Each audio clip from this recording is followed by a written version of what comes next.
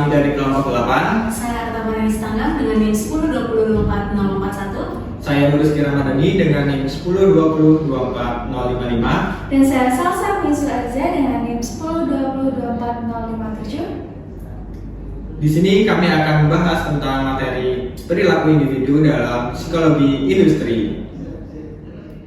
Baik, di sini saya akan menjelaskan mengenai pengertian dari perilaku individu, di mana perilaku individu adalah perilaku yang dilakukan seseorang dalam kesehariannya sebagai bentuk tanggapan terhadap lingkungan sekitar.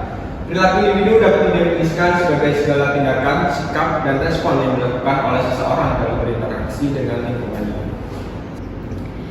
Baik, selanjutnya adalah faktor-faktor yang mempengaruhi perilaku individu. Untuk faktor yang pertama itu ada faktor pribadi, di mana banyak sekali aspek-aspek yang mempengaruhi faktor pribadi ini. Yang pertama itu ada kepribadian, cara individu berpikir, merasakan, dan bertindak yang membedakan dirinya dari orang lain. Nah, kepribadian ini itu bisa termasuk seperti introvert dan juga extrovert. Lalu selanjutnya ada motivasi diri sendiri, itu dapat mendorong dalam diri individu untuk mencapai tujuan tertentu. Selanjutnya itu ada nilai seperti prinsip-prinsip moral dan etika yang diyakini oleh suatu individu. Lalu selanjutnya ada sikap, kecerdasan, dan juga keterampilan individu itu sendiri. Untuk faktor yang kedua itu ada faktor biologis. Faktor biologis adalah faktor yang berkaitan dengan aspek fisik dan juga genetik individu, seperti gen, hormon, dan juga kesehatan. Selanjutnya ada faktor lingkungan. Faktor lingkungan adalah faktor yang berasal dari luar dari individu itu sendiri, termasuk seperti keluarga, teman, masyarakat, dan juga teknologi.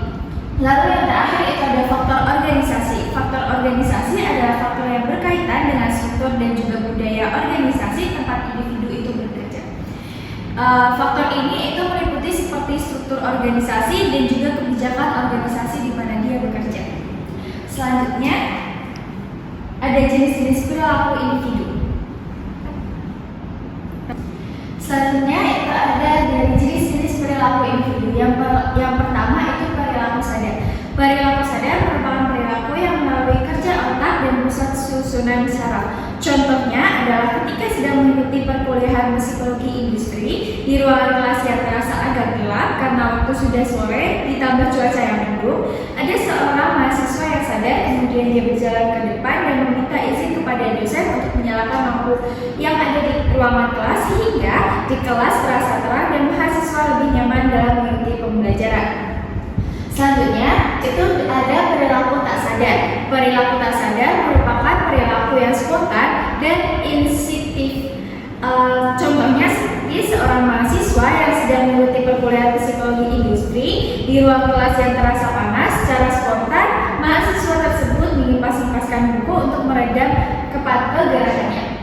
Selanjutnya itu ada perilaku tampak dan juga tidak tampak. Perilaku tampak atau terbuka adalah perilaku yang bisa langsung dapat diobservasi melalui alat indera manusia. Contohnya ketika kita melihat seseorang bersenyum, berjalan, berbicara, dan lain sebagainya yang bisa kita lihat menggunakan indera manusia.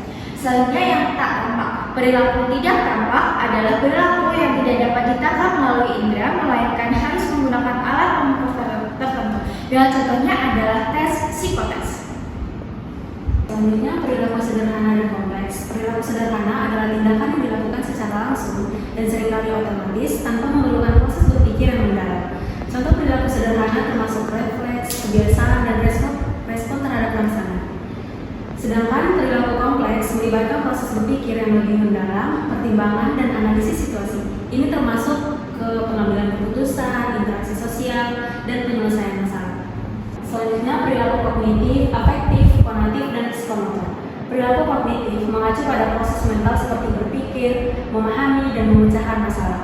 Perilaku afektif terkait dengan emosi dan perasaan, mencakup respon terhadap pengalaman emosional. Perilaku konatif berhubungan dengan niat dan motivasi untuk bertindak, seringkali mencerminkan komitmen seseorang terhadap suatu tindakan. Sedangkan perilaku psikomotor melibatkan keterampilan fisik dan koordinasi, seperti dalam olahraga ataupun seni.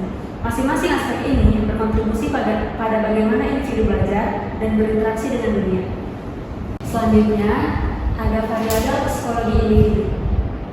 Ini ada 4. Yang pertama persepsi, sikap, kepribadian, dan pembelajaran. Untuk persepsi, itu adalah proses di mana seorang individu memberi arti terhadap lingkungannya. Ini melibatkan organisasi mendorong ke dalam pengalaman psikologika.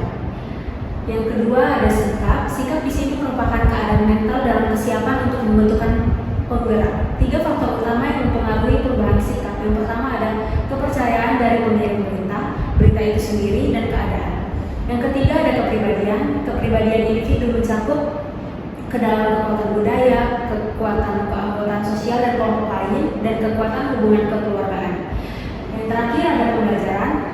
Ini mencakup segala yang berhubungan dengan perubahan permainan perilaku yang terjadi sebagai sebuah hasil pengalaman. Kemudian di sini saya akan menjelaskan mengenai contoh perilaku individu. Yang pertama ini ada motivasi dan kepuasan kerja, di mana motivasi adalah dorongan internal atau eksternal yang mendorong individu untuk mencapai tujuan. Di mana kepuasan kerja sendiri itu adalah tingkat kenyamanan dan kebahagiaan seseorang dalam pekerjaan mereka. Di sini keduanya saling terkait. Motivasi yang tinggi biasanya berkontribusi pada kepuasan kerja yang lebih baik. Kemudian yang kedua ada kemampuan beradaptasi. Di sini adalah kemampuan individu untuk menghadapi perubahan dan tantangan di tempat kerja.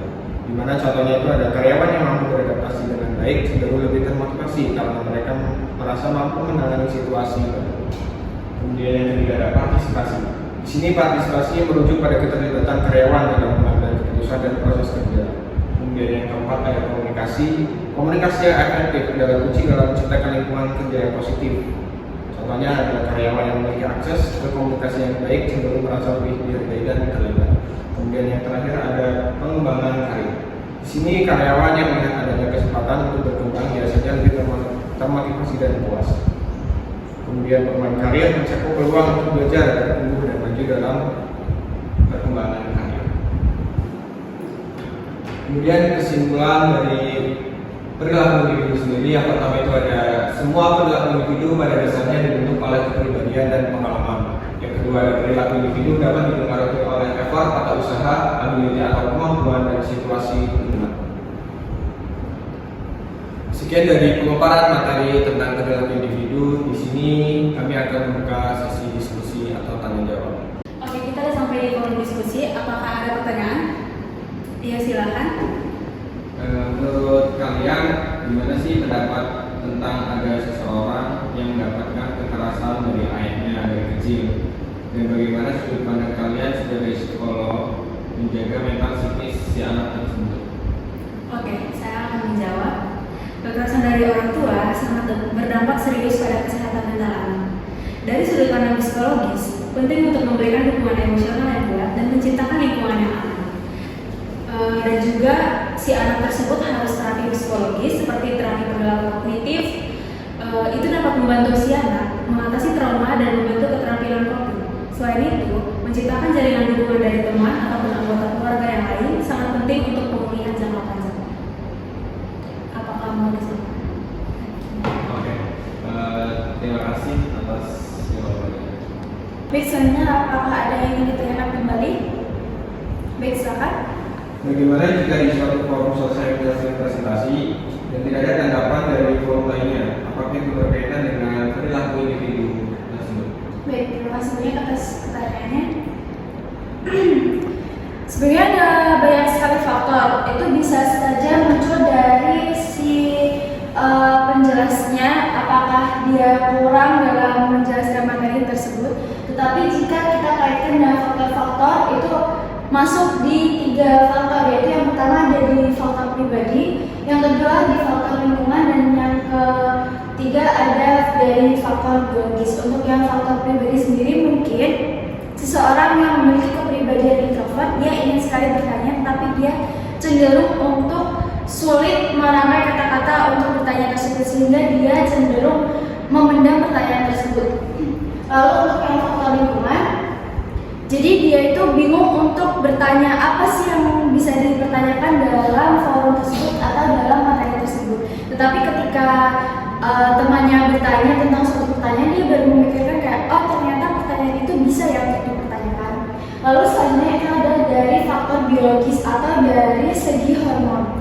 Nah, sebenarnya itu ada satu hormon, yaitu hormon dopamin, di mana hormon ini itu ketika aktif dia bisa memicu rasa ingin tahu atau eksplorasi tentang suatu pembelajaran, sehingga jika faktor ini aktif itu bisa merangsang seseorang untuk menanyakan sesuatu di dalam materi tersebut. Apakah ada yang ingin dipertanyakan kembali?